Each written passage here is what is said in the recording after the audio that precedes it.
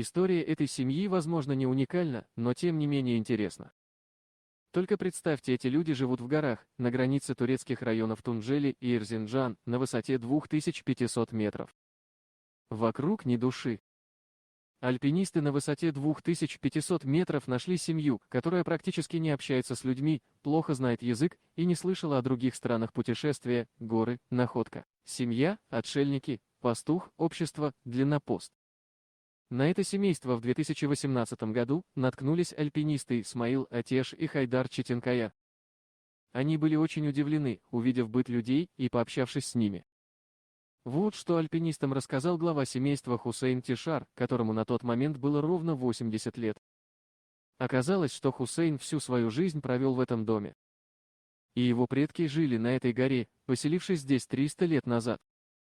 Альпинисты на высоте 2500 метров нашли семью, которая практически не общается с людьми, плохо знает язык и не слышала о других странах путешествия, горы, находка. Семья, отшельники, пастух, общество, длиннопост. По словам мужчины, за своей женой ровно 50 лет назад он отправился на Большую Землю, а потом привел сюда. За 50 лет у пары родились 10 детей. 5 из них вот уже более 30 лет живут вдали от семьи. Дети в поисках лучшей жизни разъехались по городам. И все это время вестей от них не было.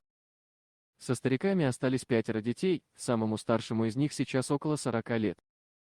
Глава семейства пасет скот, у них есть несколько овец и корова, изредка спускается в ближайшую деревню, чтобы добыть муку и самые необходимые в быту вещи.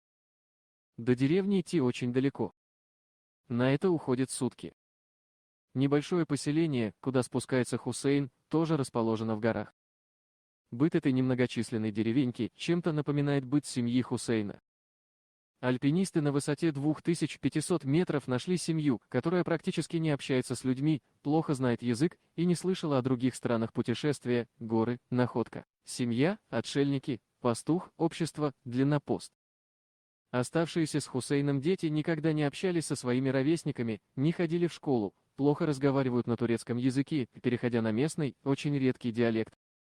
Они не знают, что в мире есть государства, никогда не держали в руках деньги, не говоря уже о телефонах и других привычных нам вещах. У них вообще не было электричества, нет водопровода и так далее. Сначала они испугались альпинистов, спрятались в доме, но потом поняли, что незнакомцы не причинят им вреда и решились пообщаться. Приехавшие альпинисты не оставили этот вопрос нерешенным. Они обратились к властям с просьбой помочь семье, живущей в ужасающих условиях. Им помогли, восстановили документы, старикам назначили пенсию, некоторым членам семьи пособие по инвалидности. Однако переезжать куда-либо наотрез отказались.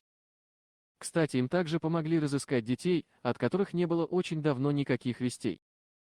Все они неплохо устроились, завели семьи, работают, некоторые получили хорошее образование. Дорогие друзья! Если вам понравилось видео, поставьте лайк, а также подписывайтесь на канал, где найдете еще много интересного.